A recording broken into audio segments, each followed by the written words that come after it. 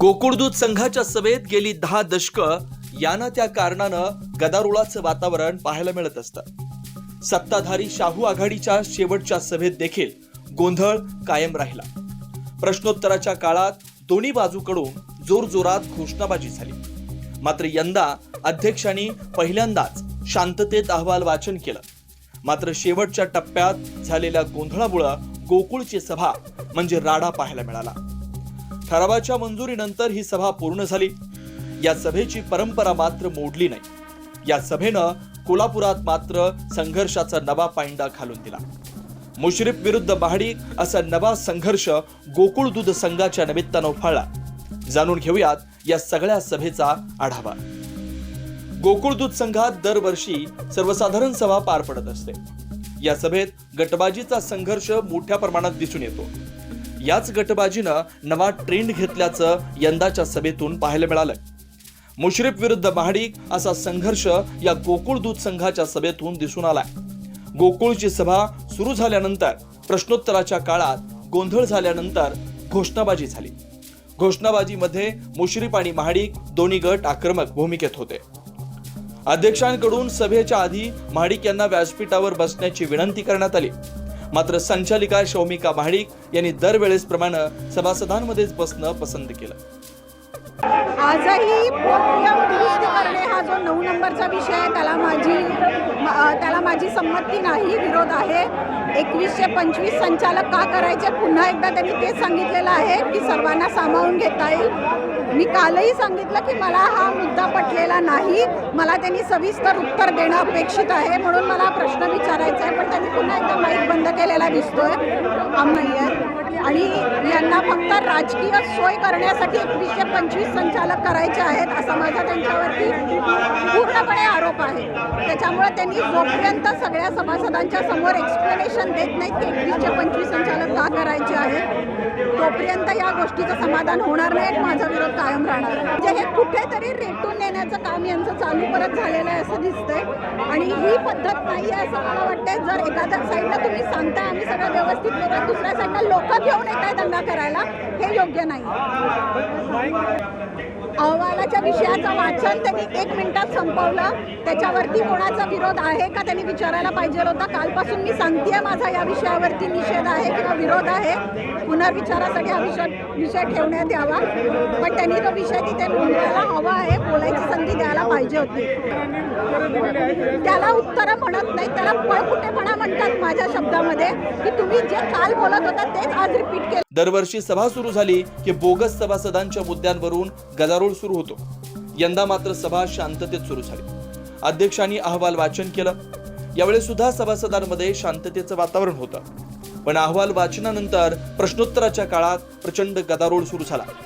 मुश्रीफ समर्थकांनी घोषणाबाजी करत सभेत वर्चस्व ठेवण्याचा प्रयत्न केला, तर संचालिका महाडिक यांनी बोलायला सुरुवात केल्यानंतर अचानक माईकच बंद होता अशी परिस्थिती होती।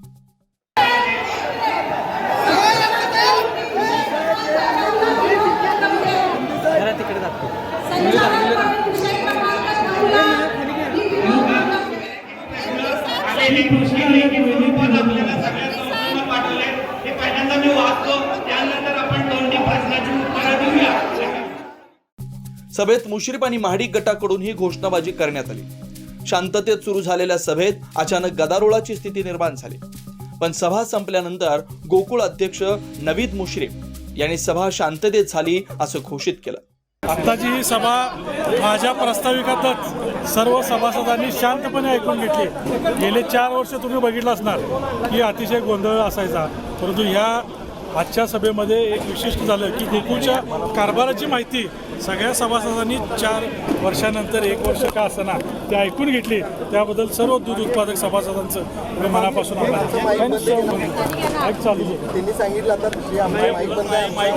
माईक खालीच दिलेला होता आणि सगळ्यांची प्रश्नाची उत्तरं जी आली होती ते सगळ्या एमडी साहेबांनी तुम्ही बघितलं। सगळ्या प्रश्नांची तुमची लाडकी बहीण समाधानी नाही असं दिसतंय। आम्ही सांगितलंय त्यांना, मी आवाहन केलंय की तुमचं जे काय असेल म्हणणं तर लेखी द्या. आम्ही तुम्हाला संचालक मंडळाच्या आमच्या मीटिंगमध्ये तुमचं समाधानकारक उत्तरं देऊ. सतीश पाटलांनी तेच म्हटलेलं आहे की संचालकांनी प्रश्न विचारले पाहिजेत सभासदांना. मी तेच आवाहन केलं. तुमचं काही असेल तर लेखी द्या, आम्ही त्याला उत्तर देऊ. शांततेत पार पडली. गेल्या 4 वर्षामध्ये जे सभासदांनी ऐकलं नव्हतं ते माझ्या प्रास्ताविकात सगळा गोकुळचा कारभार त्यांनी या ठिकाणी ऐकला आणि 2 तास सभा चालली. अत्यंत नाही आता कोण व्यवस्थित चालली नाही म्हणणं बरोबर नाही. 55 मिनिटं चेअरमन नावीद मुश्रीफांनी सगळा अहवाल दिला. 5 वर्षाचा पूर्ण कारभार त्यांनी सांगितला. विरोधकांनी शांतपणे तो ऐकून घेतला, याचा अर्थ त्यांना मान्य.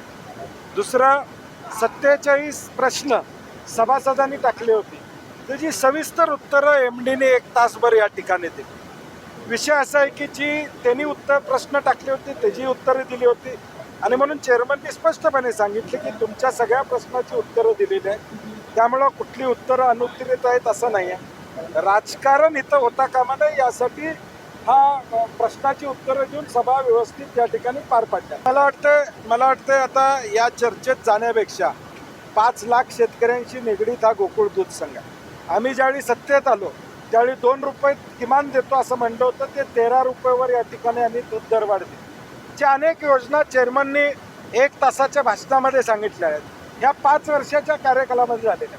मग सोलरचा प्लांट असू दे, पशुखाद्याचा विषय असू दे, किंवा गाई म्हशीला दूध दरवाढ देण्याचा विषय असू दे, हे सगळे उपक्रम गेल्या 5 वर्षात एकत्रितपणे आम्ही जे सत्तेत आहोत आमच्या सगळ्यांच्या माध्यमातून या ठिकाणी झाले. 5 वर्षामध्ये आम्ही सर्वांना विश्वासात घेऊन चांगला कारभार तर केलाच, परंतु दूध उत्पादकाला न्याय देण्याचं काम आम्ही केलं दिली.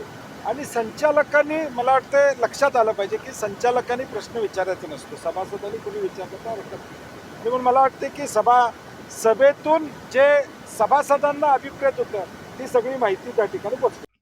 गोकुळच्या सभेत कोणते मुद्दे महत्वाचे? वार्षिक उलाढाल 3670 कोटींच्या घरात. 2024-25 या आर्थिक वर्षात 11,97,74,000 नफा. गोकुळने 20 लाख लिटर दूध संकलनाचा टप्पा ओलांडला. भविष्यात 25 लाख लिटर संकलनाचा अजेंडा. वार्षिक सर्वसाधारण सभेत संचालक मंडळ 21 वरून 25 करण्याचा ठराव पास. शौमिका महाडिकांचा या ठरावाला पहिल्यापासून विरोध दर्शवला. गोकुळ दूध संघाच्या सर्वसाधारण सभेत गोंधळाची परंपरा कायम असली तर यंदाच्या सभेत मात्र नवा संघर्ष होता स्पष्ट आहे. मुश्रीफ विरुद्ध महाडिक हा संघर्ष या सभेतून स्पष्ट दिसला.